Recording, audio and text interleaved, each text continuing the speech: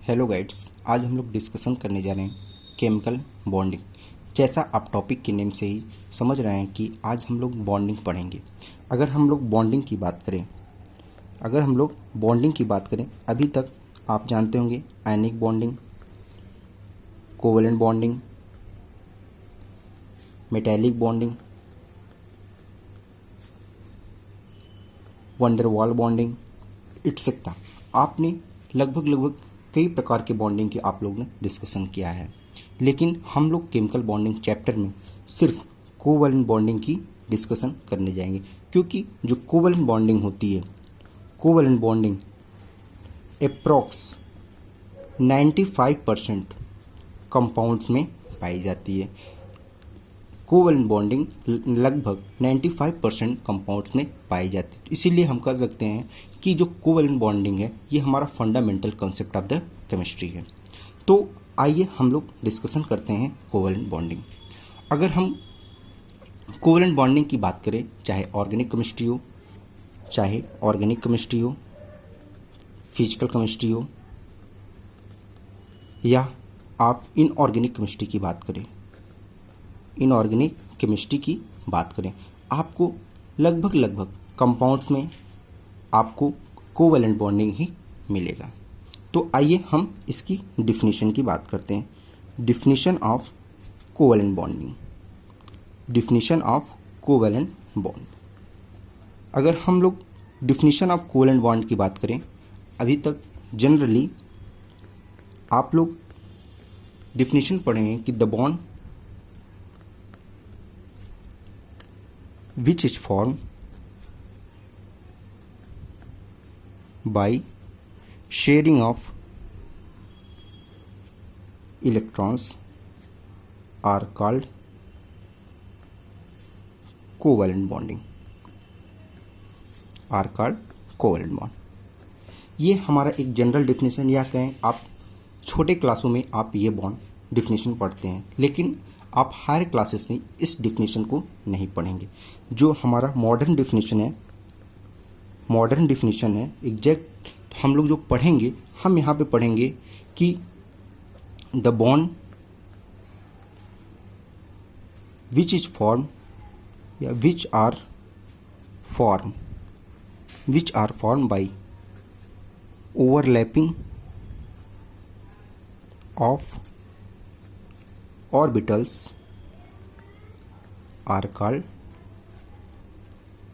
covalent bond।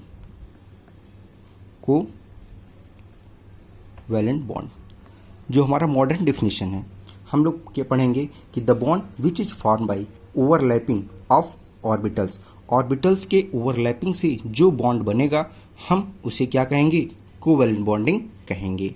आइए समझते हैं कोवलेंट बॉन्डिंग होता क्या है। जैसे अगर हमारे पास कोई दो ऑर्बिटल हो जाए, एक ऑर्बिटल, दो ऑर्बिटल, ये देखिए ए के पास भी ऑर्बिटल है और बी के पास भी ऑर्बिटल है, लेकिन इलेक्ट्रॉन इसमें नहीं है।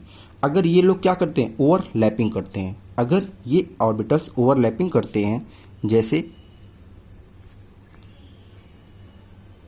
ये देखिए यहाँ पे ओवरलैपिंग ऑफ द ऑर्बिटल, तो यहाँ पे किसका फॉर्मेशन हुआ? ये बॉन्ड क्या होगा? कोवलेंट बॉन्डिंग होगी।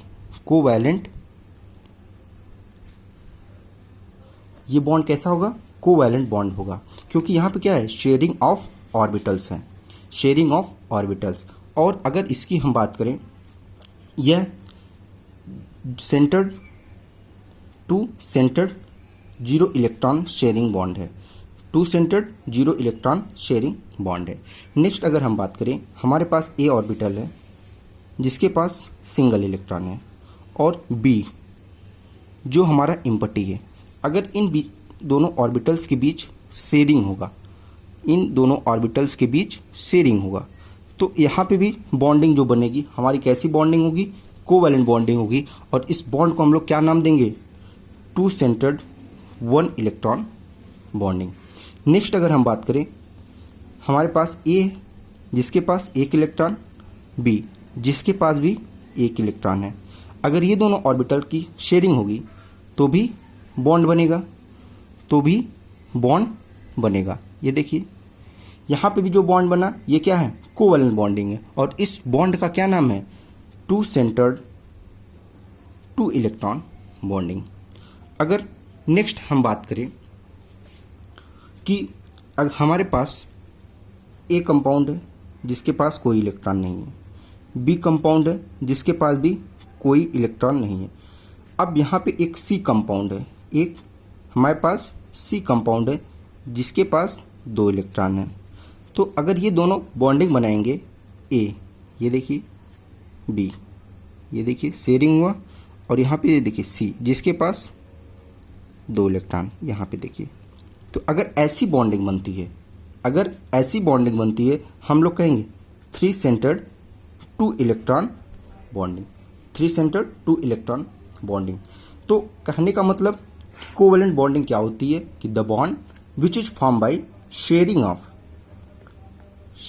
Of orbitals are called covalent bond. तो अब से हम लोग कोवैलेंट बॉन्ड की क्या डिफिनेशन जानेंगे कि the bond which is form by the sharing of orbital, not sharing of the electron. Okay, thank you. Next हम लोग डिस्कशन करेंगे, ब्रॉड डिस्कशन करेंगे ऑर्बिटल्स के बारे में, और कोवैलेंट बॉन्डिंग कैसे होती है, हाइब्रिडाइजेशन क्या क्या होता है, क्या अभी जो जनरल और डिफिनेशन हम कोवैलेंट बॉन्डिंग की पढ़े हैं, क्या होता है कोवैलेंट बॉन्डिंग का फॉर्मेशन होता क्या है। Thank you, bye.